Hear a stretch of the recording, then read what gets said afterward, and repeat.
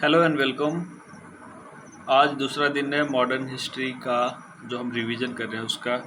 तो लेट्स सी, आज हमें न्यूज़पेपर कवर करना था एंड ऑल, आगे जो भी है इस पीडीएफ में।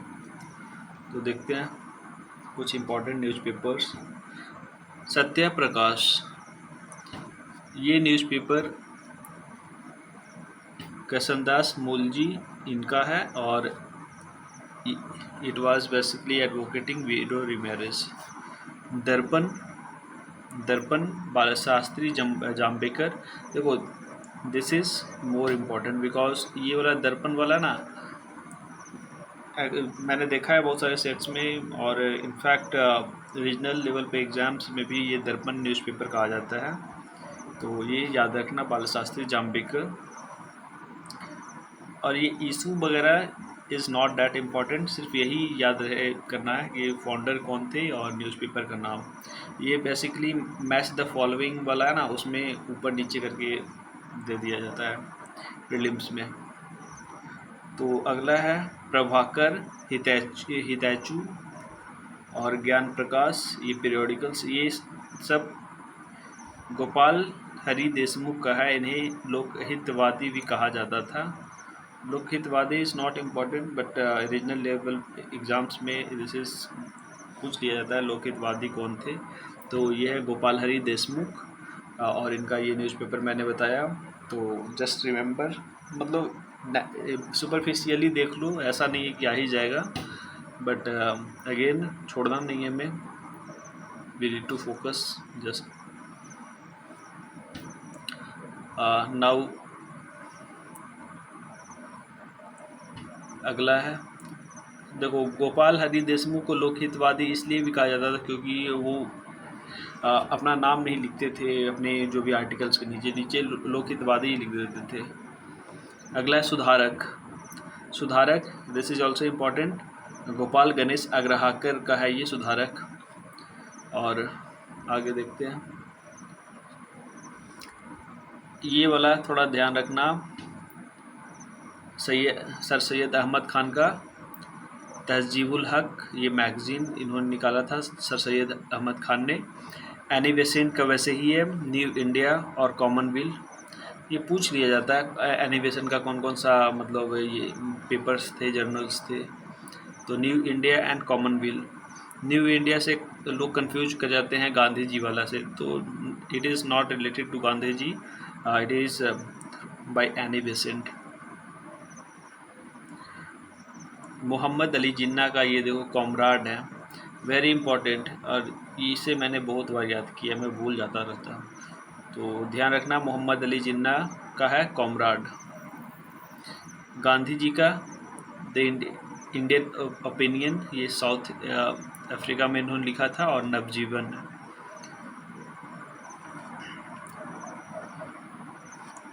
नाउ अगेन देखते हैं कुछ। सर अरविंदो का ये देखो वंदे मातरम जर्नल्स था, भाई बिपिन चंद्रा पाल पहले स्टार्ट किया था। Not important but again let's see. अब आ जाते हैं political associations in Bengal before Indian National Congress. हाँ, ये वाला पार्ट मुझे लगता है काफ़ी ज़्यादा इम्पॉर्टेंट है, खासकर क्रोनोलॉजी।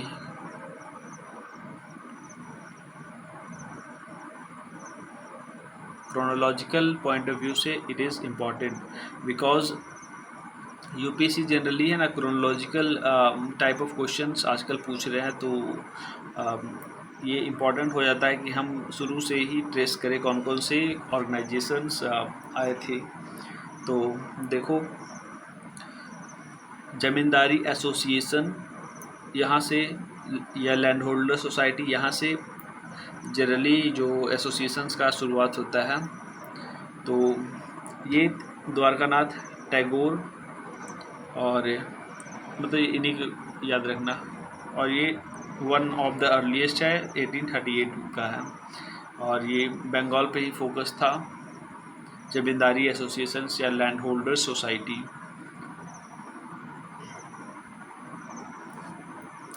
अगला देखो, सेकेंड है बंगाल ब्रिटिश इंडिया एसोसिएशन, तो ये George Thomson. Madras native association, सबसे पहले लैंड होल्डर्स, उसके बाद बंगाल ब्रिटिश इंडिया, थर्ड है ये Madras native association, fourth British Indian association. ये देखो थोड़ा सा डिफरेंट है। और यहाँ से जो पॉलिटिकल एक्टिविटीज़ धीरे धीरे स्टार्ट हो जाता है ब्रिटिश इंडियन एसोसिएशन से। जेनेसिस लैंड होल्डर सोसाइटी से मान के चलो, एंड उसके बाद ये धीरे धीरे बढ़ रहा है।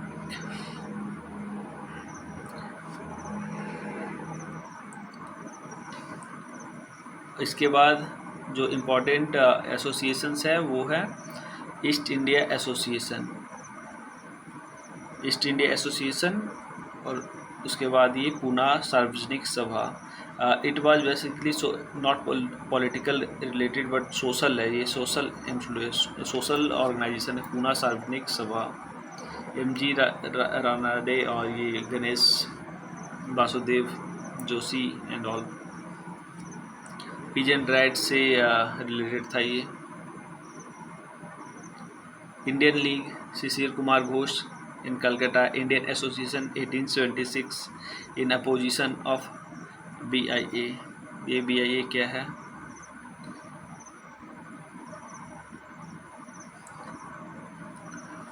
आगे देखते हैं। तो थोड़ा सा इसमें क्रोनोलॉजी यही याद रखना कि लैंड होल्डर्स सोसाइटी से स्टार्ट होता है, then British Bengal British India association है, उसके बाद मद्रास नेटिव एसोसिएशन, फिर ब्रिटिश इंडियन एसोसिएशन, और उसके बाद ये ईस्ट इंडिया एसोसिएशन, फिर पूना सार्वजनिक सभा, Indian league and Indian association. अब उसके बाद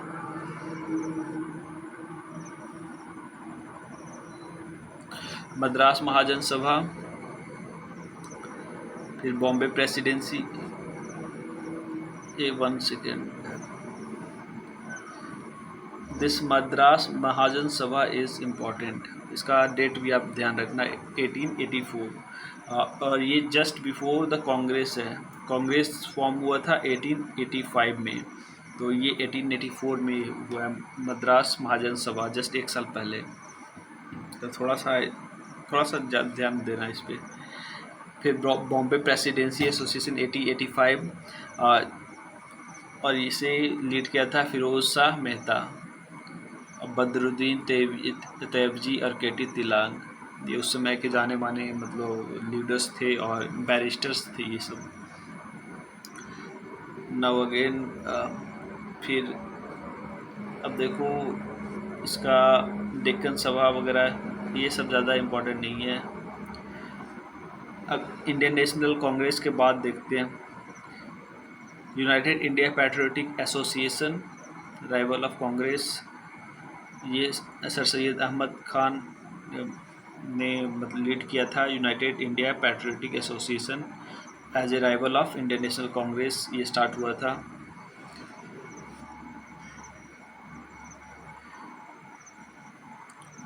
बाकी इसमें मुझे नहीं लगता कुछ खास इम्पोर्टेंस है।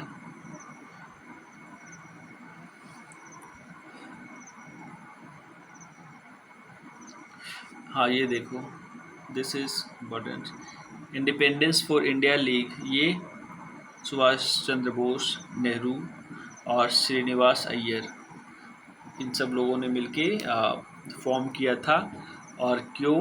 Because of dissatisfaction of with Nehru report. जो मोतीलाल नेहरू ने जो नेहरू रिपोर्ट पब्लिश किया था in opposition of Simon commission का, तो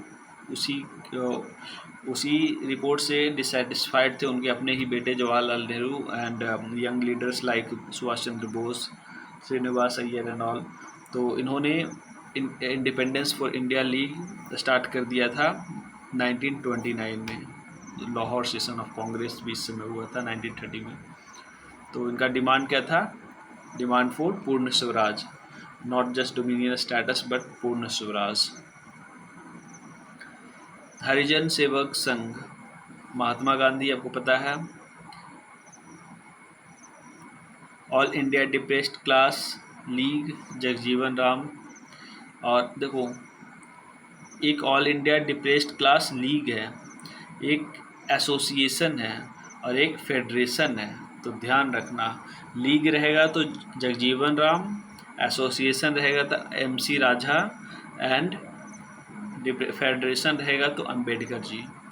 जहाँ फेडरेशन की बात आएगी अंबेडकर जी को याद रखना, एसोसिएशन रहेगा तो MC Raja and depressed class league की बात होगी तो जगजीवन राम जी।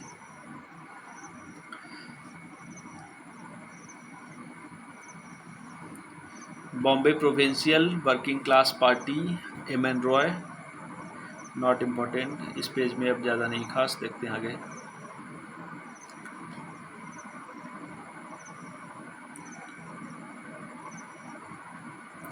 देखो ये थोड़ा सा ध्यान रखना, रेडिकल MN रॉय को बोला जाता है रेडिकल, ये रेडिकल ह्यूमनिस्ट, तो इन्होंने रेडिकल डेमोक्रेटिक पार्टी भी स्टार्ट किया था MN रॉय, और ये फर्स्ट कम्युनिस्ट थे,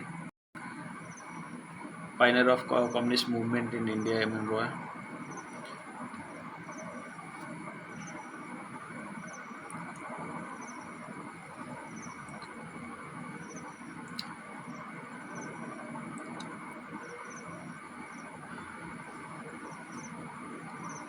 तो देखो कुछ पर्सनालिटीज़ का नाम है, थोड़ा सा देख लेते हैं। फिरोज शाह मेहता, इनका Bombay presidency association, founder of INC। Gopal Krishna Gokhale, president of Indian National Congress 1905 स्वदेशी कॉल के समय में। और अश्विनी कुमार दत्त, इन्होंने established Brajmohan school, not important but इनका इम्पॉर्टेंट है, गोपाल कृष्ण गोखले एंड फिरोज शाह मेहता। फिरोज शाह मेहता से याद रखना, बॉम्बे प्रेसिडेंसी एसोसिएशन के समय में ये थे और इन्होंने लीड किया था। गोपाल कृष्ण गोखले ने ये president of Indian National Congress 1905 जब स्वदेशी कॉल जब आया था तब का।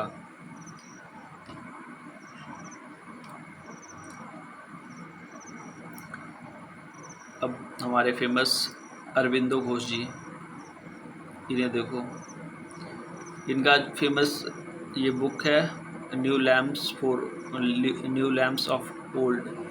तो इन्होंने बेसिकली क्रिटिसाइज़ किया था इस बुक के थ्रू मॉडरेट्स पॉलिटिशियन को, अरविंदो घोष। और ये पॉलिटिकल साइंस में भी पढ़ना है इनके बारे में, अरविंदो घोष जी के बारे में। तो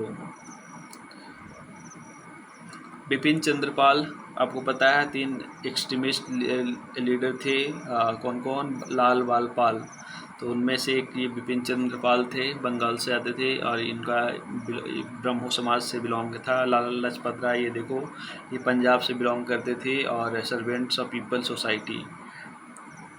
देखो यहाँ पे ध्यान रखना, सर्वेंट्स ऑफ पीपल सोसाइटी है, और एक थे, क्या नाम था उनका, महात्मा गांधी के पॉलिटिकल गुरु, उनका सर्वेंट्स ऑफ इंडिया सोसाइटी था कुछ, आगे तो मैं बता दूंगा, बट लेट्स सी आगे। लाला हरदयाल, आपको पता है ये गदर मूवमेंट से रिलेटेड है, लाला हरदयाल जी। एनी बेसेंट, अभी हमने पढ़ा था इनका कुछ 2 book. RC Datta, RC Dutt का एक वेरी फेमस है economic history of India. Economic history of India, ये बुक काफ़ी फेमस है, आरसी दत्त जी का इकोनॉमिक हिस्ट्री ऑफ इंडिया। इसमें इन्होंने क्रिटिसाइज़ किया था ब्रिटिश इकोनॉमिक पॉलिसी को।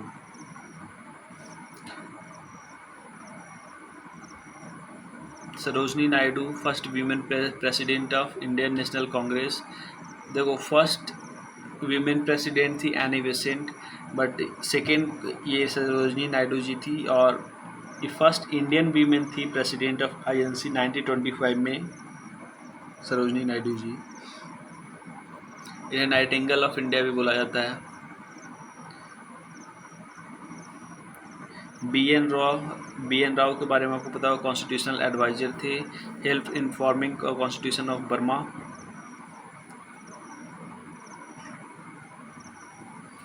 एसएन बनर्जी,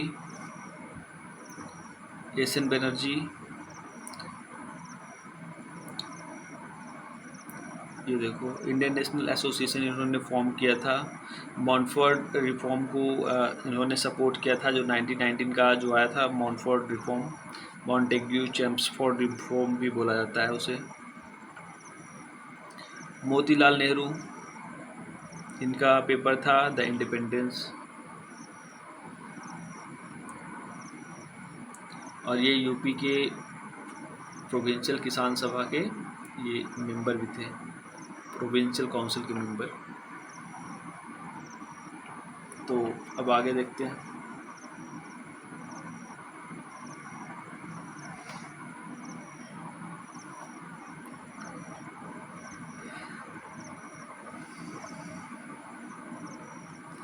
अनुशीलन, देखो रिवॉल्यूशनरी नेशनलिज्म में 2-3 तरह का ऑर्गेनाइजेशन का हमें मेनली पढ़ना है।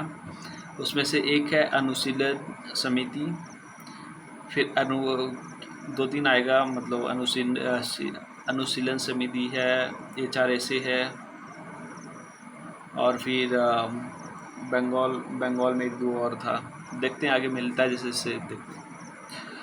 फाउंडर अनुशीलन समिति का जो फाउंडर थे इनका नाम है परमनाथ मित्रा। फिर उसके इसी में जुगांतर ग्रुप फॉर्म हुआ था, और ये इनिशियल स्टेज में 1920 सेंचुरी की इनिशियल स्टेज में ही ये फॉर्म हुआ था अनुशीलन समिति। और अरविंदो घोष, बरीन घोष, भूपेंद्रनाथ दत्ता एंड ऑल, इसके लीडर जुगांतर ग्रुप का जो जुगांतर ग्रुप था इसे फॉर्म किया था अरविंदो घोष ने एंड ऑल, इनके जो भी फ्रेंड्स वगैरह थे। तो लेटर लीडर ऑफ जुगांतर कौन बने? बग्गा जतीन या जतीन्द्रनाथ मुखर्जी इनका पूरा नाम। बट अगेन इतना डीप में जाने की ज़रूरत नहीं है। आई थिंक ये वाला जो PDF है थोड़ा सा लग रहा है कुछ ज़्यादा ही डिटेल में है, बट लेट्स सी जैसे जैसे मिलता है।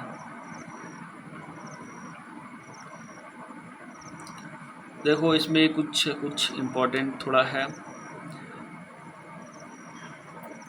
सबसे पहले पॉलिटिकल ये जो एसेसिनेशन की जो एक्टिविटी शुरू हुई थी मिलिटेंसी की 1897 में, ये चापकर बंधु से शुरू हुई। इन्होंने प्लेग कमीशन थे जो इनका नाम था, मतलब सरनेम था रैंड, और उनका ये इन्होंने मर्डर कर दिया था चापकर ब्रदर्स को, इसके लिए इन्हें हैंग कर दिया गया था।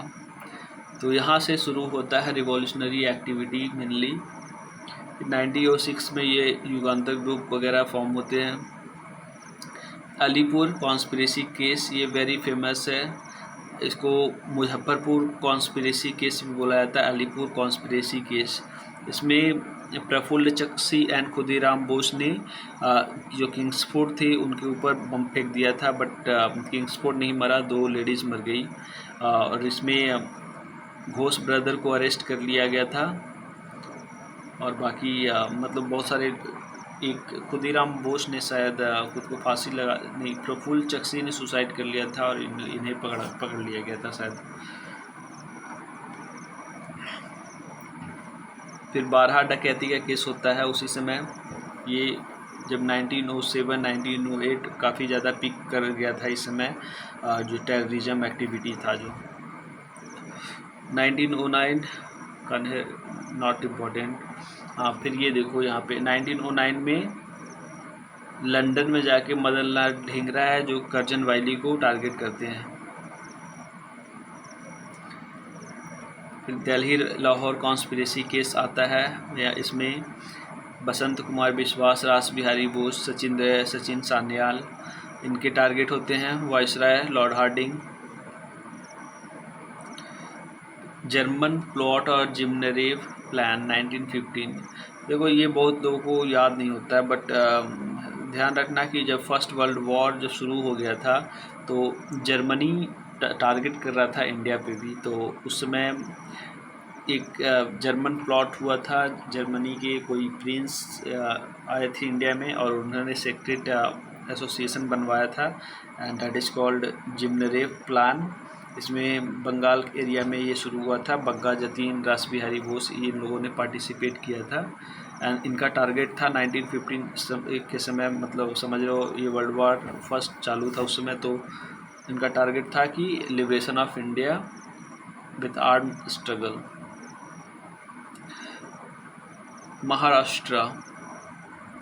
महाराष्ट्र में रामोसी पीजेंट अपराइजिंग से ये एक्टिविटी शुरू होती है एक्सट्रीमिज़म की। वसुधैव बलवंत फड़के, मैंने पिछले दिन भी बताया था, फादर ऑफ इंडियन अनरेस्ट इन्हें कहा जाता था। वी.डी. सावरकर, मित्र मेला इन्होंने शुरू किया था।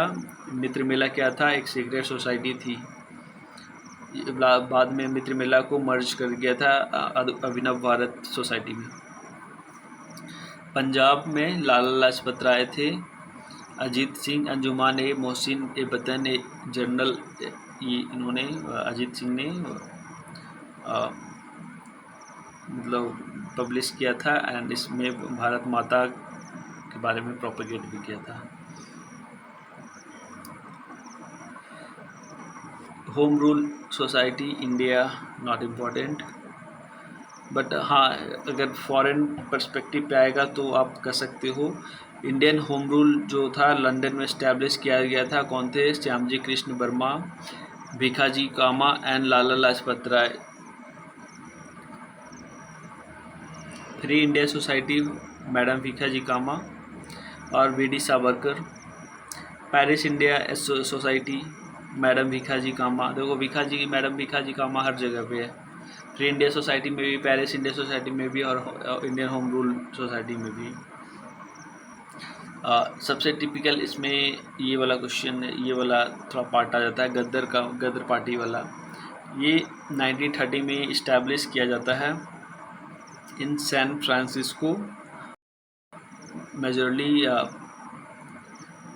इनका टारगेट होता है कि इंडिया में पंजाब रीजन में आर्म्ड स्ट्रगल शुरुआत किया जाए, बट ये गदर का जो प्लान होता है वो पहले ही फेल हो जाता है because of some internal inputs.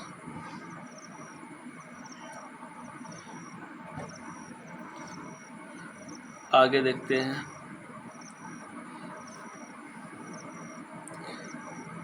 Tilak league.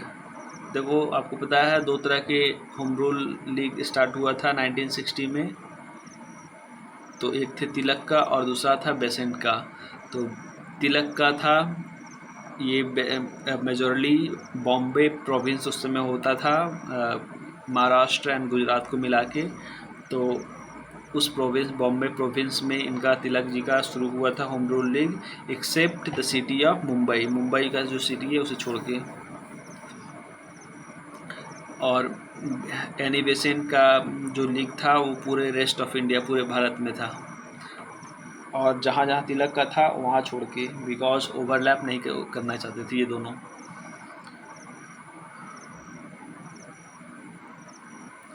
तो देखो अब आगे देखते हैं क्या क्या है। इसमें कुछ ज़्यादा खास इम्पोर्टेंस नहीं है बिकॉज 1960 मतलब उसके बाद है एनी बेसेंट एंड ये बाल गंगाधर तिलक दोनों की डेथ हो जाती है बाई 1920 एंड मतलब आई गेस 1920 के लगभग में। अब यहाँ से देखो गांधी जी का ओरिजिन होता है 1917 से। 1916 में होम रूल लीग शुरू हुआ, 1917 में गांधी जी का चंपारण शुरू हो जाता है एंड अब यहाँ से गांधी जी इंडिया की जो पॉलिटिक्स होती है उसमें मेन स्ट्रीम उसमें अब आ जाते हैं। तो यहाँ देखो इसमें कुछ अब यहाँ पे तो कुछ खास दिया नहीं है, बट लेट्स सी आगे कुछ मिलता है यहाँ से नॉन कॉपरेशन वगैरह का शुरुआत। तो गांधी जी का बुक ये है हिंद स्वराज, याद रखना। चंपारण सत्याग्रह के बारे में दिया हुआ है, मूवमेंट्स, गांधी जी का initial movement, first civil disobedience movement ये था इंडिया में, कहा जाता है इसे फर्स्ट सिविल डिसोबीडियंस मूवमेंट। इसमें जो जो लीडर्स पार्टिसिपेट किए थे they are also very very important because देखो यूपीएससी के पास ज़्यादा क्वेश्चंस है नहीं, तो वो अब क्या पूछेगा, बहुत तो मतलब पूछ लेगा कि चंपारण सत्याग्रह कहाँ हुआ था, क्या, वो सब अपनी जगह पे है, but now they are delving into the more deep and वो लीडर्स पूछ रहे हैं, तो ध्यान रखना राजेंद्र प्रसाद हैं, मजरूल हक है, महादेव देसाई है, और ये जेवी कृपलानी जी को ध्यान रखना थोड़ा, ठीक है। तो और इसका देखो शॉर्टकट भी दिया हुआ है, PDP-KH, PDP-KH।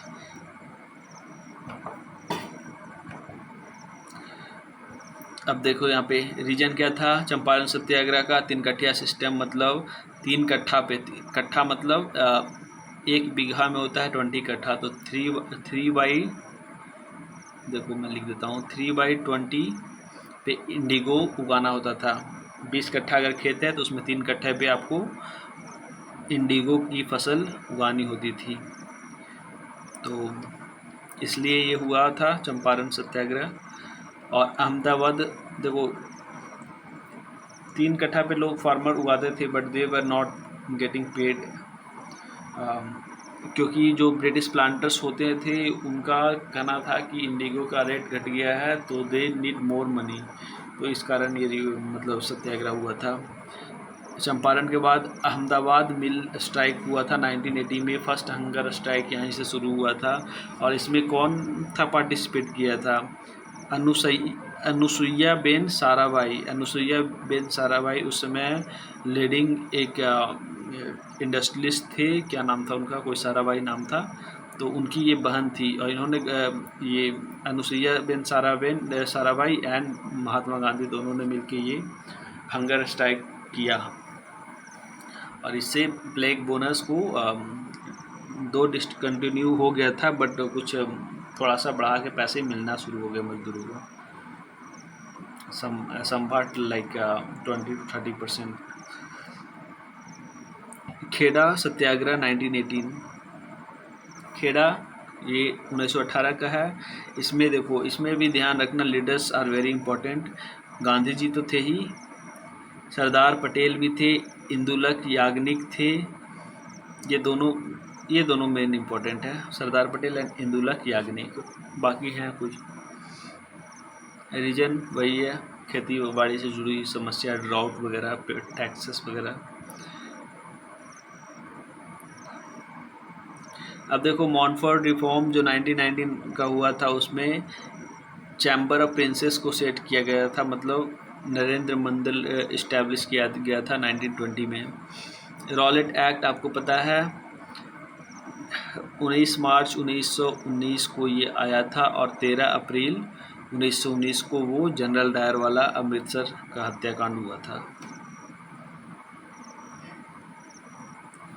Jallianwala Bagh massacres ये 13 अप्रैल को हुआ था, इसका डेट इम्पोर्टेंट है। चलो आगे देखते हैं नेक्स्ट।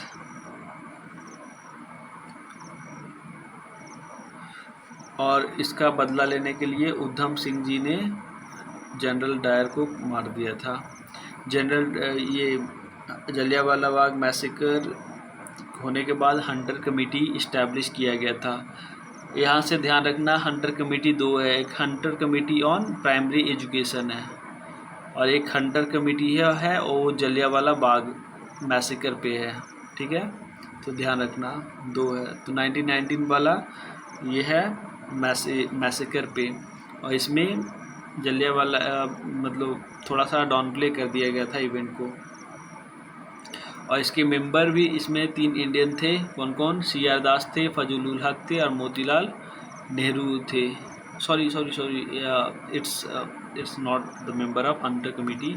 हंटर कमेटी के मेंबर्स थे चिमना लाल, स्थलवाद, पंडित जगर नारायण और सरदार सुल्तान अहमद खान, 3 थे, सर चिमना लाल, स्थलवाद, Pandit Jagat Narayan and Sardar Sultan Ahmad Khan. Congress committee under Gandhi ji, इसमें देखो हंटर कमेटी के अगेंस्ट एक कांग्रेस ने अपनी कमेटी बनाई थी, उसमें CR दास थे, फजलुल हक थे और मोतीलाल नेहरू थे। अब आ जाओ खिलाफत आंदोलन, खैलीफट।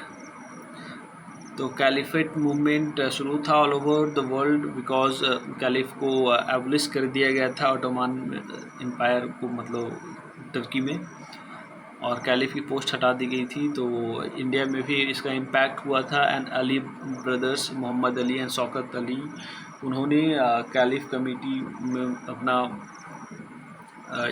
प्रपोजल को रखा। एंड देखो यहाँ पे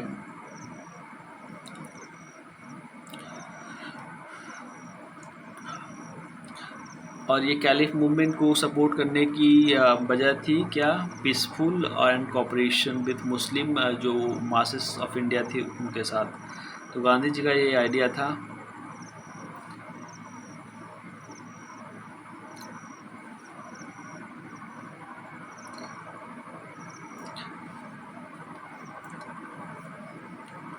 तो यहाँ पे देखो कुछ पूछेगा नहीं, बट ये सारे जो भी कुछ यहाँ से एनसीएम के बारे में क्यों फेल हुआ नहीं हुआ, इसका रेलेवेंस क्या था, this are not important from pre perspective but these are important from mains perspective. तो हमें मेंस की तो भी करनी नहीं है तैयारी, लेट्स सी आगे।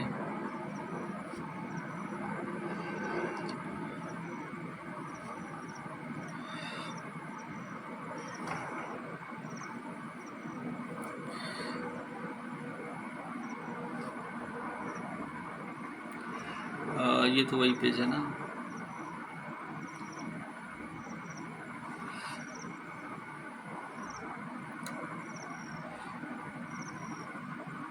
अब आपको पता है कि ये जो नॉन कॉपरेशन मूवमेंट है उसको 1922 में बुला लिया था बिकॉज ऑफ चौरी चौरा हत्याकांड। तो वहाँ से फिर गया में एक सेशन हुआ था 1922 में। तो इस सेशन में एक नया, इस सेशन के बाद मतलब ये दिसंबर में हुआ था लगभग, तो 2023 में फिर स्वराज पार्टी आता है।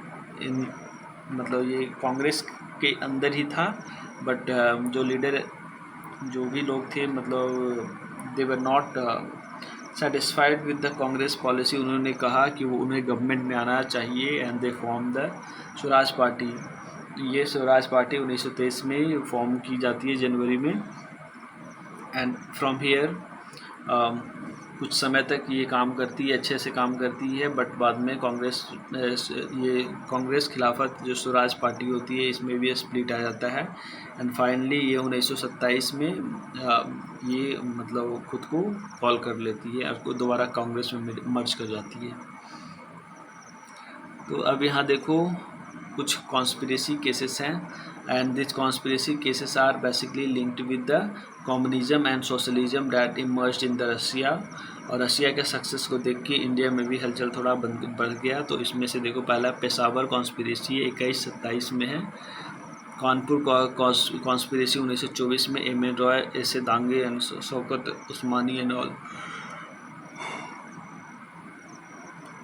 Third one is Meerut conspiracy case. This is very famous case, Meerut conspiracy case. इसमें बहुत सारे लीडर्स को अरेस्ट कर लिया जाता है and it was for organising railway strike. इसका ये रीजन भी वेरी इंपॉर्टेंट है। तो अब लाहौर कॉन्स्पिरेसी केस देखो 1929-31 में ये लाहौर कॉन्स्पिरेसी केस है। तो 4 तरह के कॉन्स्पिरेसी केस हैं, थोड़ा सा क्रोनोलॉजिकली याद रखना। पहला पेशावर, दूसरा कानपुर, मेरठ एंड लाहौर। पेशावर, कानपुर, मेरठ एंड लाहौर, ध्यान रखना थोड़ा, बिकॉज इट इज़ पॉसिबिलिटी है कि यहाँ से क्वेश्चन अराइज हो सकता है। वो क्रोनोलॉजी में मतलब अरेंज करने के लिए दे देगा कौन पहले आया कौन बाद में, असेंडिंग ऑर्डर या डिसेंडिंग ऑर्डर में। तो ध्यान रखना, पेशावर 21 से 27 मतलब चला, कानपुर उसके बाद, फिर Meerut and Lahore.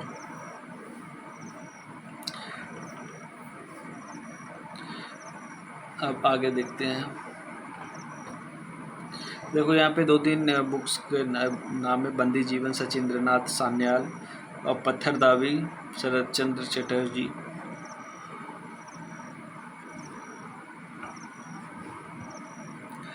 Hindustan republican association Ramprasad Bismil and जोगेश चंद्र चटर्जी शशिंद्र नाथ सालियाल इन्होंने फॉर्म किया 1924 में।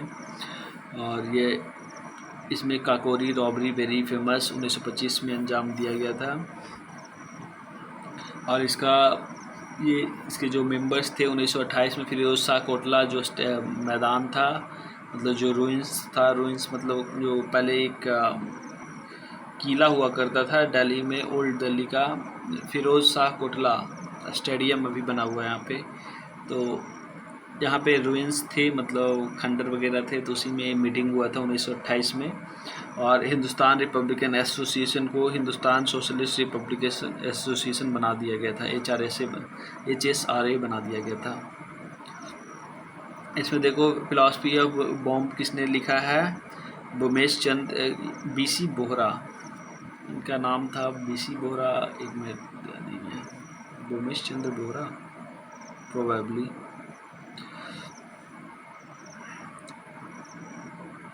Saunders murder after HSRA।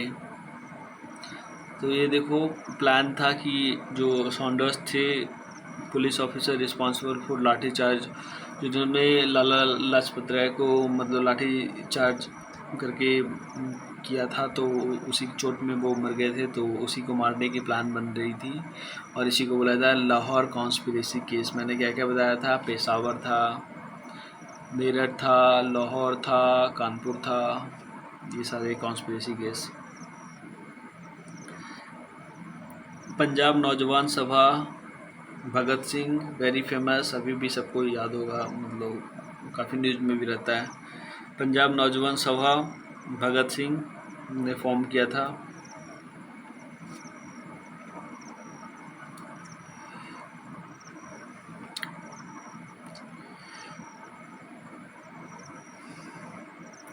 हाँ, अब देखो थोड़ा सा कमीशंस कुछ ध्यान रखना। मोदीमन कमीशन है, ये तो एडमिनिस्ट्रेटिव रिफॉर्म पे आया था। तो इसमें मॉन्टफोर्ट रिफॉर्म पे कमेंट किया था, डायरकी को ऊपर इसने थोड़ा सा अपना व्यू रखा था। मोदीमन कमीशन, ठीक है, रिफॉर्म इंक्वायरी कमीशन रिफॉर्म 1924 में।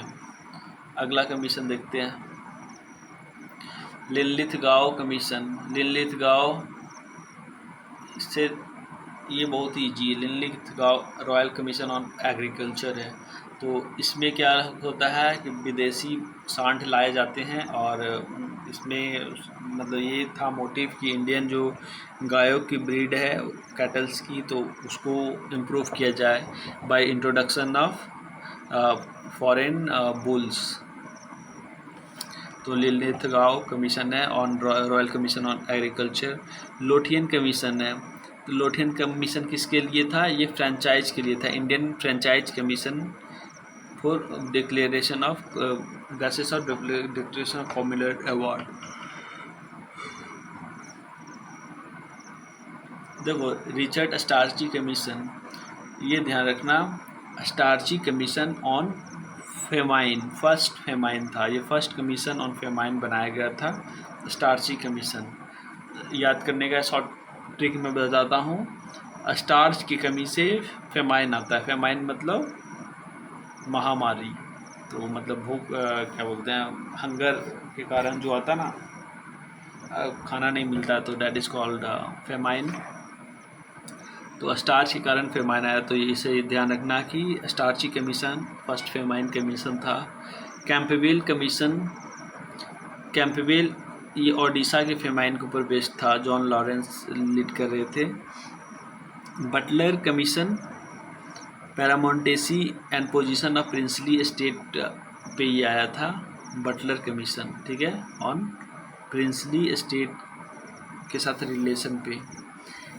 Indian commission on military reform, इसमें देखो कुछ ज़्यादा खास तो नहीं है, but this is important, Linlithgow commission, और दूसरा ये स्टार्ची कमीशन, और बाकी मुझे नहीं लगता। ये बटलर कमीशन भी हो सकता है, बिकॉज पैरामोंटेसी पे ये बात कर रहा है।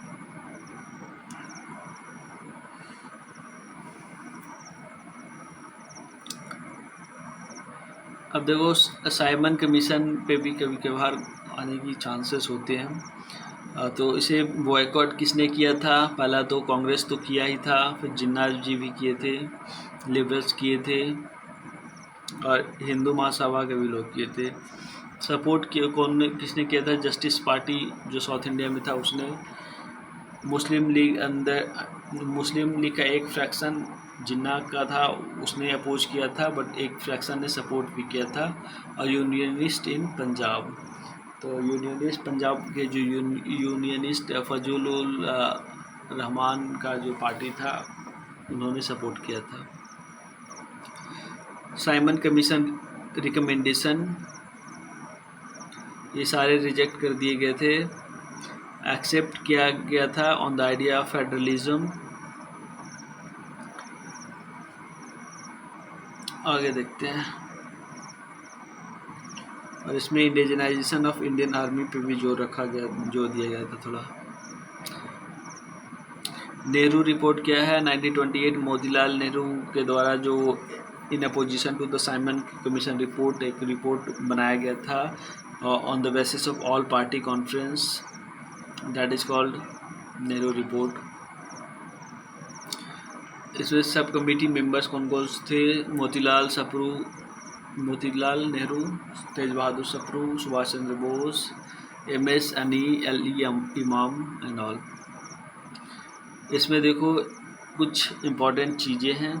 सबसे पहले नेहरू रिपोर्ट की सबसे इम्पॉर्टेंट चीज़ क्या है तो मैं बताऊंगा। ये नंबर 5 आपको दिख रहा है। 19 फंडामेंटल राइट्स को इंक्लूड किया गया था। This is very very important. दूसरा है लिंग्विस्टिक प्रोविंस बनाने की बात की गई थी। इसी के कारण बाद में बवाल शुरू हुआ था कि इंडिया में जो भी हैं प्रोविंसेस सबको लिंग्विस्टिक आधार पर बनाया जाए। 2 मैंने बताया। और ये देखो सेपरेट इलेक्टोरेट्स, चलो 2 ही याद रखो, ज़्यादा मत करो, ध्यान देने की ज़रूरत नहीं है। First was the fundamental rights and दूसरा बात लिंग्विस्टिक प्रोविंसेस पे। अब देखो सिविल डिसोबीडियंस मूवमेंट। तो यहाँ पे सिविल डिसोबीडियंस मूवमेंट के समय में कौन था governor? It was lord Irwin. आपको याद होगा it is related to round table conference. और ये इस समय जो टॉक्स हुई थी, बातें हुई थी, उसको बोलते हैं दिल्ली मैनिफेस्टो। और इसमें डोमिनियन स्टेटस देने की बात की गई थी। हालांकि इसके पहले ही लाहौर सेशन में मांग रख दिया गया था पूर्ण स्वराज का। और यहाँ पे गांधी जी का 11 पॉइंट डिमांड सामने आता है। उसमें एक भगत सिंह वगैरह को फांसी रुकवाना भी था, but that was not successful.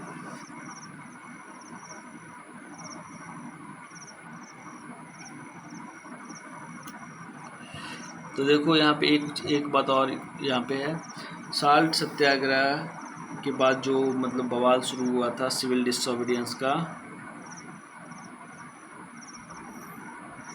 तो इसमें क्या क्या इम्पोर्टेंट है? इस इम्पोर्टेंट कि यहाँ पे 3-4 तरह के मतलब प्रोग्राम्स लाए गए थे बाई कांग्रेस। पहला कि साल्ट टैक्स नहीं देना है। दूसरा था no payment of revenue in Ryotwari areas, no chowkidari tax in zamindari areas, forest law in central province. तो ये 3 ध्यान से याद रखना। रैयतवाड़ी एरिया वाला टैक्स नहीं देना है, ज़मींदारी एरिया में भी चौकीदारी टैक्स नहीं देना है, and forest law in central provinces को नहीं पालन करना।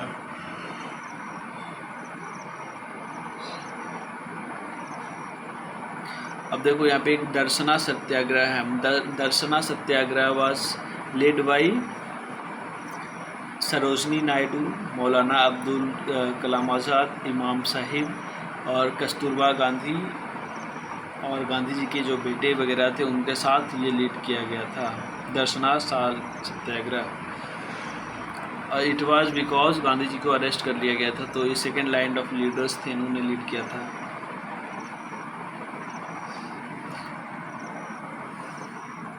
अब देखो सिविल डिसोबीडियंस का इम्पैक्ट कहाँ कहाँ पड़ा है। तमिलनाडु, सी राजगोपालाचारी यहाँ पे साल्ट मतलब बना के नमक कानून तोड़ा गया। तो कोस्टल एरिया में बेसिकली नमक पे ही तोड़ा गया था, बट जैसा मैंने बताया बिहार वगैरह में ज़मींदारी एरिया में नो चौकीदारी टैक्स के ऊपर था। रैयतवाड़ी एरिया में टैक्स नहीं देना था। तो इस तरह के कुछ रहे। गांधी इरविन पैक्ट 1931, इसी को बोलते हैं Delhi pact, opposed by Subhash Chandra Bose. Karachi session इस पैक्ट के बाद शुरू हुआ and that was presided by Vallabh भाई पटेल। और यहाँ पे देखो ये दो चीज़ वेरी वेरी इंपॉर्टेंट है। Why I say this because यहाँ पे कराची सेशन में ही फंडामेंटल राइट्स के ऊपर बात की गई थी और दूसरी बात की गई थी न्यू इकोनॉमिक पॉलिसी के ऊपर। बहुत लोग हैं न्यू इकोनॉमिक पॉलिसी को जोड़ के देखते हैं जवाहरलाल नेहरू से, but it is not entirely true. ये न्यू इकोनॉमिक पॉलिसी है जो रिलेट करती है कराची सेशन ऑफ कांग्रेस से।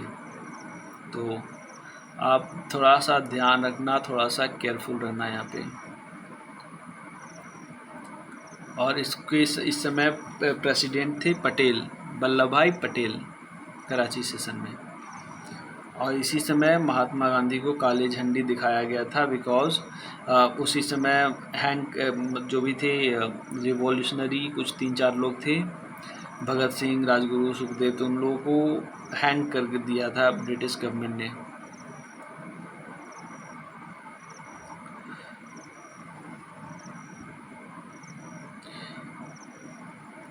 अब देखो कॉमनवेल्थ अवार्ड्स के ऊपर बात हो रही है। तो थर्ड राउंड टेबल कॉन्फ्रेंस के बाद कुछ नतीजा निकलना था, तो नतीजा निकला कॉमनवेल्थ अवार्ड के फॉर्म में।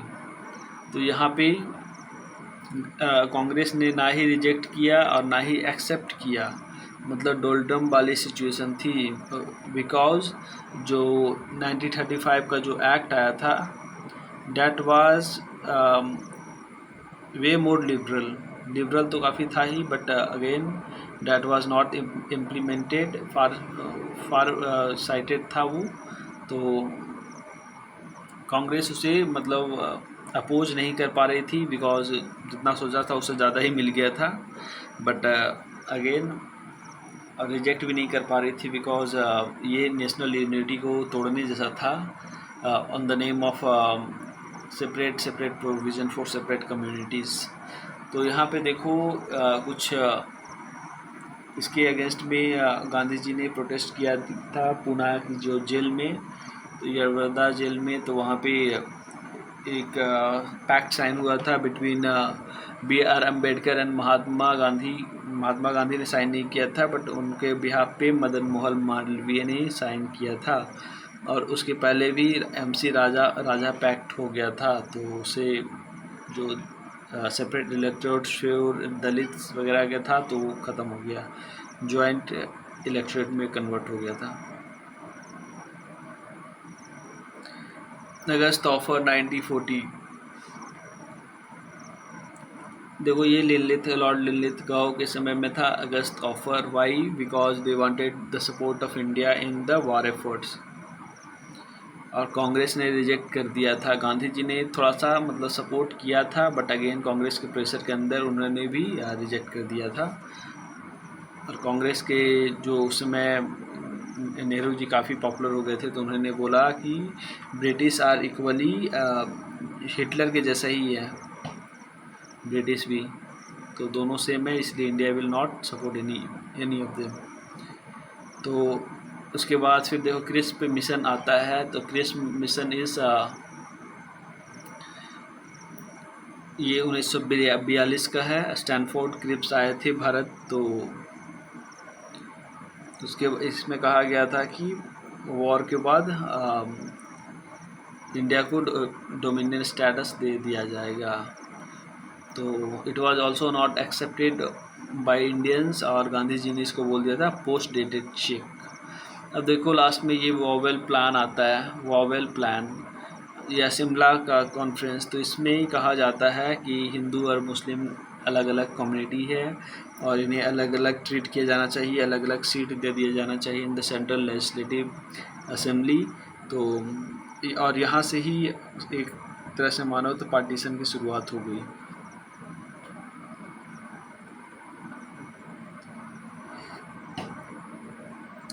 अब आगे थोड़ा देखते हैं व्हाट्स अहेड। अब देखो कैबिनेट मिशन प्लान आया था, इट रिजेक्टेड। पाकिस्तान की डिमांड को इसने रिजेक्ट किया कैबिनेट मिशन प्लान ने, और एक यूनिफॉर्म एक मतलब इंक्लूसिव कैबिनेट बनाया गया एंड उसमें उसके बाद फिर कॉन्स्टिट्यूशन फ्रेम करने की कोशिश की गई। तो लेट्स सी व्हाट्स देयर। इसमें कैबिनेट बना, provincial assembly, grouping of provincial assembly किया गया, 3 tier executive, legislative, province and union. Constitution assembly form किया गया, इसमें इलेक्टेड रिप्रेजेंटेटिव भी थे और नॉमिनेटेड भी थे। कॉमन सेंटर पे बात किया गया, common external affair, residuary power with the provinces. और इसमें एक बात और था कि recognise India's right to secede from commonwealth, simple majority. फिर उसके बाद आता है माउंटबेटन प्लान। माउंटबेटन प्लान के बाद ख़त्म जो पाकिस्तान एंड इंडिया का जो बाउंड्री खींच दिया जाता है। तो इसमें Punjab Bengal meets into group, anyone by simple majority voted for participation, then partition will happen। और सिंध अपना खुद का डिसीजन लेगा, referendum in North West Frontier Province and Sylhet district of Bengal, और बाउंड्री कमीशन बनाया गया through Mountbatten plan. Quit India Movement, अब पीछे कहाँ जा रहे हैं भाई, okay let's see. Opposed by Quit India Movement, ये communist party of India oppose किया। क्यों किया क्विट इंडिया मूवमेंट को अपोज? बिकॉज रसिया लड़ रहा था यूके के साथ अगेंस्ट जर्मनी। तो कम्युनिस्ट नहीं चाहते थे कि इंडिया भी जर्मनी के अगेंस्ट लड़े और सोवियत यूनियन के अगेंस्ट लड़े। That is why they just मतलब इन्होंने क्विट इंडिया मूवमेंट को they just refuted it, not supported. Muslim league भी नहीं सपोर्ट कर रही थी बिकॉज क्विट इंडिया मूवमेंट में बेसिकली नाम तो कांग्रेस का छा रहा था, दैट इज़ वाई। सप्रू जी ने भी नहीं सपोर्ट किया, हिंदू महासभा ने भी नहीं सपोर्ट किया। हिंदू महासभा मतलब इन्हें लग रहा था कि it is just a populistic kind of activity, that is why. Ambedkar ने भी नहीं सपोर्ट किया बिकॉज इन्हें लगता था कि ये it is centred focus toward the caste Hindus. Akali Dal भी नहीं सपोर्ट कर रही थी एंड सी राजगोपालाचारी, अब्दुल कलाम जैसे मॉडरेट्स लीडर्स ने भी सपोर्ट नहीं किया। बट क्विट इंडिया मूवमेंट के समय में एक मैसिव चेंजेस देखा गया। वो क्या कि पैरेलल गवर्नमेंट एस्टेब्लिश कर दिया गया बहुत सारे ज़िलों में। फॉर एग्जांपल बलिया में चिट्टू पांडे जी का सरकार हो गया, इन्होंने खुद को गांधीयन बताया था। तामलुक में जातीय सरकार आ गई। विद्युत वाणी, तामलुक मदीनापुर डिस्ट्रिक्ट ऑफ बंगाल में विद्युत वाणी वगैरह इन्होंने फॉर्म कर दिया सरकार का और जातीय सरकार नाम दिया। सतारा में प्रति सरकार आया, इसने गांधी विवाह वगैरह करवाया, मतलब ट्यूबवेल विलेज पंचायत वगैरह ऑर्गेनाइज किए सतारा में। YV चौहान यहाँ के थे। तो 5-6 जगहों पे सेल्फ गवर्नमेंट आ गया था during quit India movement. Although ज़्यादा समय तक ये लास्ट नहीं किया बट आ गया था। तो ये ग्रेविटी ऑफ सिचुएशन दिखा रहा है।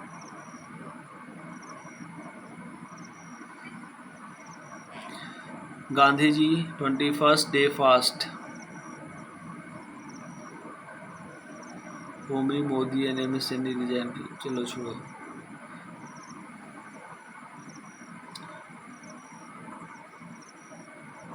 These are not much important.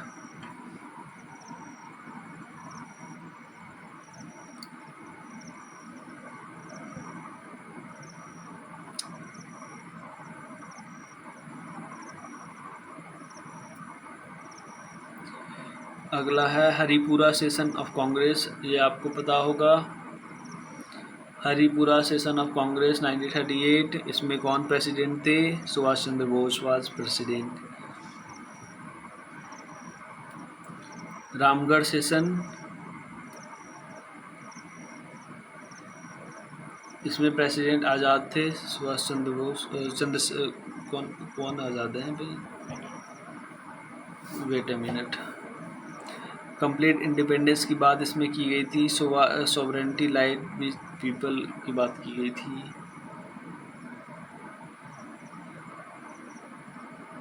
Maulana Abdul Kalam Azad probably. Working class movement, Lord Ripon के समय में फर्स्ट फैक्ट्री कमीशन का एस्टैब्लिश किया गया था। And as I said last day, N M. Lokhande was pioneer, he was the labour representative that time. First factory commission Ripon ji के समय में आया था, लॉर्ड रिपन। लिटन एकदम बेकार था, but Ripon was so good. And basically Ripon came to improve the जो भी ऑकवर्ड पॉलिसीज ऑफ जो रिपन का था, लिटन का, उसको इम्प्रूव करने के लिए लॉर्ड रिपन आया था। फैक्ट्रीज एक्ट ऑफ 1891, इसमें देखो जो मिनिमम एज ऑफ लेबर था वो 7 से बढ़ा के 9 कर दिया गया था। वर्किंग एज फॉर आवर्स 9 से 14, मतलब ये बेसिकली ये पॉलिसीज लिबरल थी, बट इंडियन लीडर्स थी, उन्होंने अपोज किया, बिकॉज उन्हें लगता था कि ऐसे ब्रिटिश करके ऐसे करके ट्रेड कम्पिटिटिवनेस जो इंडिया का है वो घटाना चाहती है, तो that is why they opposed.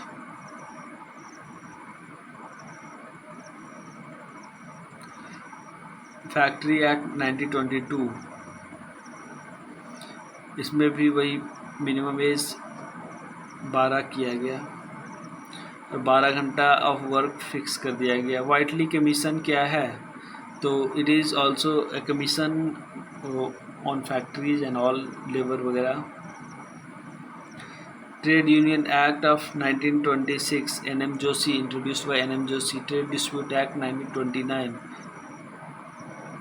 Prohibited and sympathetic strikes arbitration. चलो अब ज़्यादा कुछ है नहीं इसमें। अब देखते हैं ये वाला, हाँ this is good. All India trade union Congress, ये 1920 में फॉर्म किया जाता है। गया सेशन 1922 में INC welcome AITUC formation. Lala Lajpat Rai ji, Joseph Baptista, Diwan Chaman Lal and N M. Joshi. इसमें थोड़ा सा ध्यान रखना, लाला लाजपत राय थे all India trade union congress के प्रेसिडेंट। अनुसुईया साराभाई, ये मैंने पहले बताया था, she was a social worker, इन्होंने गांधी जी के साथ मिलकर अहमदाबाद टेक्सटाइल जो धरना वगैरह था तो उसे ख़त्म किया था, मतलब साथ दिया था मजदूरों को, नोट ख़त्म किया था।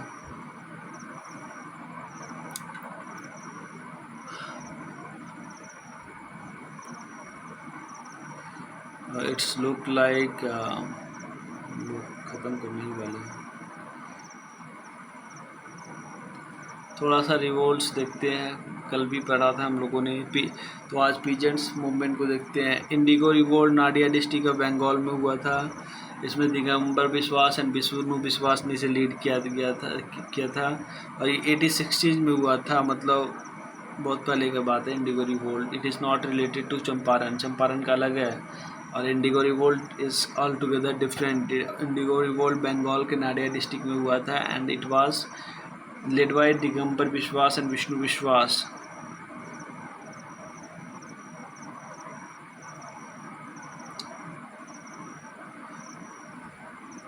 अब देखो अगला है पबना एग्रेरियन लीग। पबना ये भी बंगाल का है। शाह चंद्र रॉय, समूपाल, कुंती मुल्ला, ये ऑक्यूपेंसी राइट से रिलेटेड है। बंगाल जो टेनेंसी एक्ट लाया गया उससे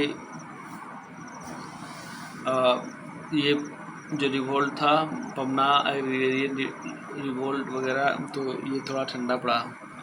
डेक्कन राइट्स ये बेसिकली तेलंगाना वाला एरिया में हुआ था। पूना, सतारा, सोलापुर, महाराष्ट्र, तेलंगाना।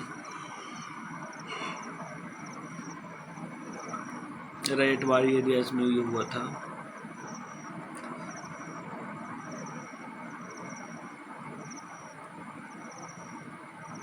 देखो अगला इक्का मूवमेंट इज इम्पॉर्टेंट। ये मदारी पासी ने शुरू किया गया था और इट वाज इक्का मतलब यूनिटी मूवमेंट, और ये उत्तर प्रदेश में शुरू हुआ था, यूनाइटेड प्रोविंस में। और ये लो कास्ट लोगों ने शुरू किया था। सोशल रिफॉर्म मूवमेंट था, but later it became anti British.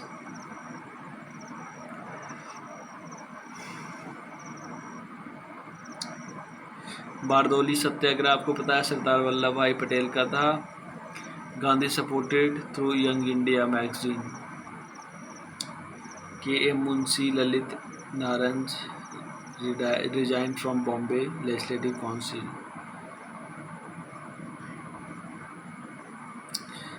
अब देखो एन.सी. रंगा जी थे, ये स्वतंत्रता पार्टी के प्रेसिडेंट रहे थे। तिभागा मूवमेंट, तिभागा मतलब समझो क्या नाम से तो आपको पता लग रहा होगा, 3 भाग। तिभागा मतलब 3 भाग लगेगा इसमें।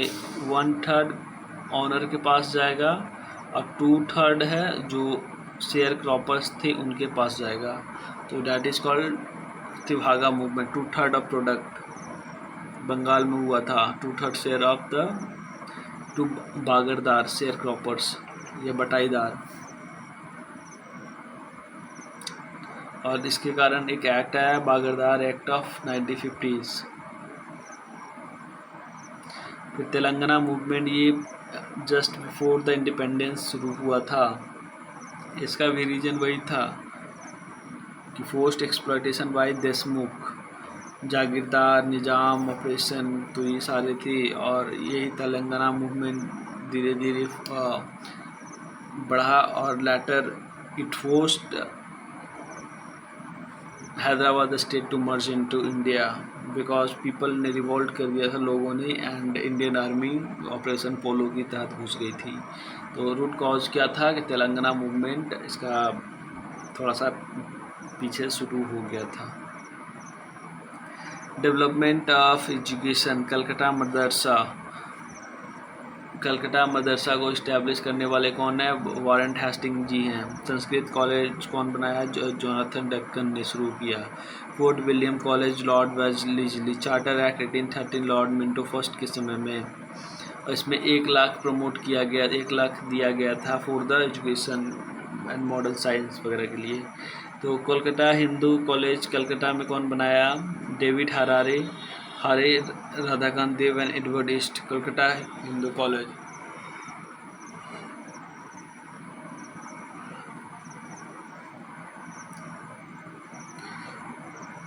आगे देखो ये वाला इम्पोर्टेंट है। Lord Macaulay minute lord William Bentinck का है। Education, western education in English only, इसमें कहा गया है।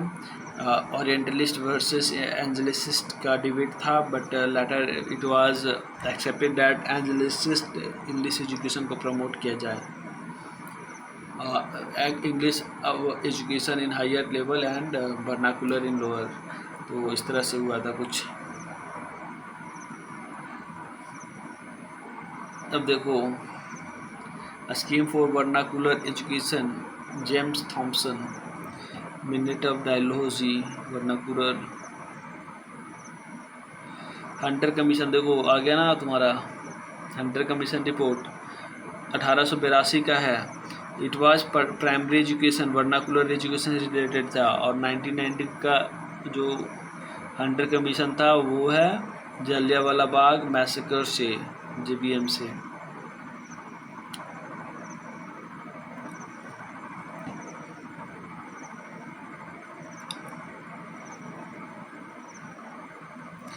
अब देखो एक और है, लॉर्ड कर्जन के समय में क्या था, इनके समय में बहुत सारे कमीशंस वगैरह बनाए गए, उसमें से एक है relic commission of Indian university, relic commission 1902, या फिर इसको बोला जाता है इंडियन यूनिवर्सिटी कमीशन, और इसमें इंडियन यूनिवर्सिटी एक्ट लाया गया था। फिर अगला देखो, सडलर कमेटी एजुकेशन यूनिवर्सिटी कमीशन एक लाया गया था 1919 में लॉर्ड चैम्सफोर्ड के समय में। पहला इंडियन यूनिवर्सिटी एक्ट या रेली कमीशन रिपोर्ट, फिर सडलर यूनिवर्सिटी कमीशन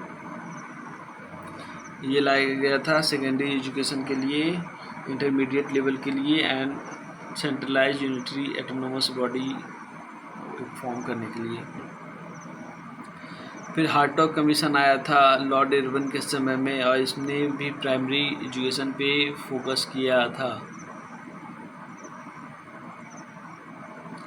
हार्टॉग कमीशन। फिर सर्जेंट प्लान आया था 1944 में, मतलब लास्ट में, और ये प्री प्राइमरी एजुकेशन पे फोकस करता है। हार्टॉग की किस पे, हार्टॉग की प्राइमरी पे कर रहा था, बट सर्जेंट है ये प्री प्राइमरी पे करेगा। प्री प्राइमरी मतलब प्राइमरी से भी पहले बच्चों का एकदम। Evolution of intermediary adult literacy in 20 year, मतलब लिटरेसी को रिमूव करने के लिए किया गया था। डेवलपमेंट ऑफ इंडियन प्रेस देख लो, कुछ 4-5 प्रेस का नाम यहाँ पे याद हो जाए तो सही है। बंगाल गैजेटी सबसे पहला ये न्यूज़पेपर था 1780 में बाई जेम्स अगस्टस हिक्की, और इसने क्रिटिसाइज किया था वॉरेन हास्टिंग की पॉलिसीज़ को। The Indian gazette, Bernard Messink and the Peter Reed. Bengal journal, Thomas John and William Duane. Calcutta chronicles, Daniel Stuart and George Cooper. Madras courier, Richard Johnson. The Bombay herald, James Maclean. Indian herald, Humphrey. Calcutta chronicles 1811, James Silk वर्किंघम। Hindu and Swadesh Mitran, G Subramania Iyer. ये सब है कुछ। The Bengali by S N Banerjee. Voice of India by दादा भाई नरोजी। अमृत बाजार पत्रिका by Shishir Kumar Ghosh and Motilal Ghosh. देखो अमृत बाजार पत्रिका है, ये रातों रात इंग्लिश मैगजीन में चेंज हो गई थी। Why? Because of Indian press act. Indian mirror, N Sen. Hindustan and advocate, J P Verma. The tribune, Sardar Dayal Singh Majithia. Hindu Prakash, Vishnu Parshuram Pandit. Censorship press act, press regulation के बारे में ये सारे एक्ट्स हैं। The censorship press act Lord Wellesley ने लगाया था। लाइसेंसी रेगुलेशन, फिर मेटकाल्फी प्रेस एक्ट। देखो Charles Metcalfe liberator of Indian press भी बोला जाता है, क्योंकि इसने काफ़ी सारे कंसेंसस दिए। Consensus. Licensing act 1857 Lord Canning के समय में दोबारा लाइसेंसिंग लागू कर दिया गया था। Right to stop publication reserve with the government, registration act फिर लाया गया था। फिर देखो ये वर्नाकुलर प्रेस एक्ट 1878, जिसकी मैं बात कर रहा था कि यहाँ पे अमृत बाजार पत्रिका रातों रात एकदम आ गया था इंग्लिश में। ये क्यों आया था? On the onset of the second Afghan war, क्योंकि यहाँ पे लिटन थे इन्वॉल्व, तो लिटन रहेंगे, अफगान वॉर जरूर होगा। It was model on Irish press act. No Indian allowed to carry arms without licence इस समय। फिर newspaper incitement offence act 1908 lord Minto के समय में। Indian press act 1910 lord Minto के समय में ही आया था, ये भी लोकल गवर्नमेंट पे था। Demand security from MP. Press committee 1921 में Tej Bahadur Sapru report repeal 1908 and 1910 acts. Indian press act 1931 Lord Irwin and Wellington के समय में। Power to provincial government to suppress civil disobedience movement. A school of thought in Britain about India. तो conservative लोग क्या सोचते हैं, Indian civilisation is different, respected it as few changes as possible if at all introduced this slowly and cautiously। तो conservative में थे Warren Hasting ji, Edmund Burke and Munro, Metcalfe, Elphinstone. Paternalistic imperialist attitude भी था कुछ लोगों का। Radicals, they advocate humanism, ruling class perpetual safety के लिए। Provincial administration, finances not budgetary, all revenue sources divided Lord Ripon के समय में। अब देखो कुछ एक्ट्स देखते हैं। Charter act 1793 establish municipal administration three presidential storm. Royal commission on decentralisation. मुझे लगता नहीं इसमें कुछ बेटर है, बट मुझे लगता है I think I shall check out some charts जिसमें मतलब फ्लो चार्ट्स वगैरह, डायग्राम वगैरह है, तो उससे थोड़ा पढ़ने में मज़ा आएगा। बिकॉज इसमें देखो कुछ बहुत ही डीप नॉलेज ऐड कर रखा है, तो that is not I think very much relevant. और कोई भी नहीं चाहेगा कि इस समय ही और see revise at such a depth. क्योंकि हिस्ट्री का देखो, मॉडर्न हिस्ट्री का वेटेज कम रहा है, धीरे धीरे इन्वायरमेंट एंड इकोलॉजी की तरफ ज़्यादा फोकस हो रहा है। पॉलिटी का भी बहुत सारा क्वेश्चन आ रहा है, तो इसमें हिस्ट्री का थोड़ा मुझे लगता नहीं ज़्यादा रिवीजन की ज़रूरत है। Aitchison committee, Lord Dufferin, Macaulay committee permanent, CS based on the merit.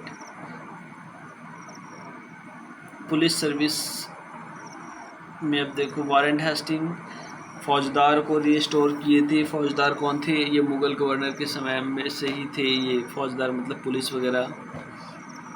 Cornwallis ने मॉडर्नाइज किया था थाना को। डिस्ट्रिक्ट अंडर दरोगा and SP head of the district establish किया था कॉर्नवालिस ने। लॉर्ड मायो गोयंदा स्पाई टू असिस्ट SP।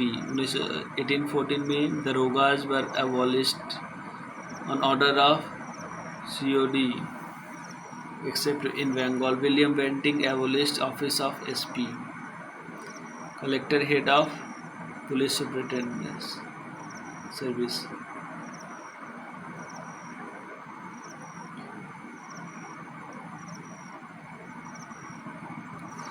तो अब देखो sir Charles Napier Sindh model of policing पे इन्होंने फोकस रखा and based on model of royal Irish constabulary. Police commission led to Indian police act 1861।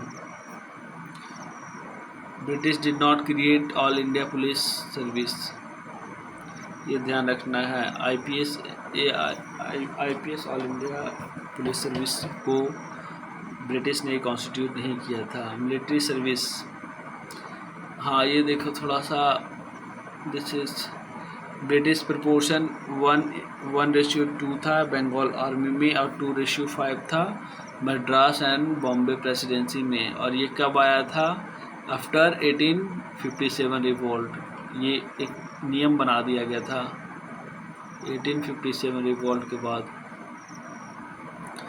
Judicial services वारन Hasting, तो ये सब थोड़ा खुद से पढ़ लो, थोड़ा सा ज़्यादा नहीं है। और इसमें थोड़ा मतलब डिटेल्स में थोड़ा बताया नहीं है, ओपन में शॉर्ट है, कुछ दिख भी नहीं रहा है अच्छे से, पता भी नहीं लग रहा है आई गेस।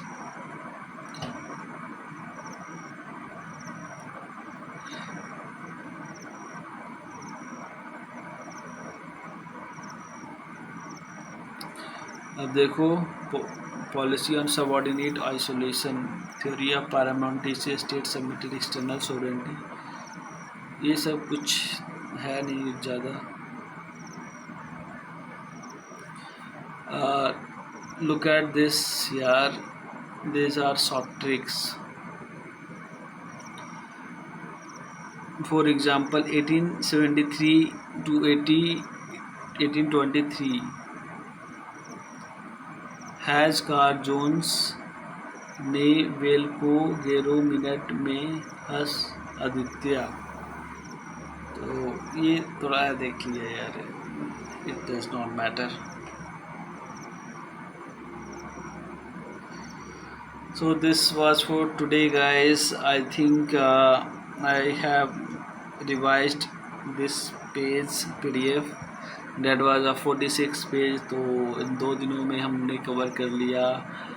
आगे अगर मैं लाता हूँ इस तरह के टॉपिक्स तो मेरी कोशिश रहेगी कि वो थोड़ा सा डायग्रामेटिक फॉर्म में हो, फ्लो चार्ट फॉर्म में हो, ताकि समझने में आसानी हो।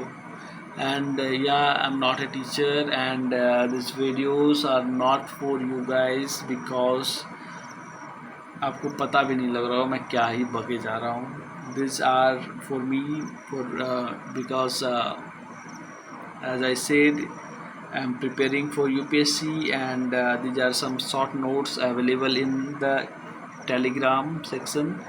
So I have just picked up one and trying to revise it, and believe me guys, it really helps. तो मैं वीडियो अपलोड कर देता हूँ because I think it helps me to maintain my consistency and flow during these last days. So this was for today guys, and I guess bye. Thank you, goodbye.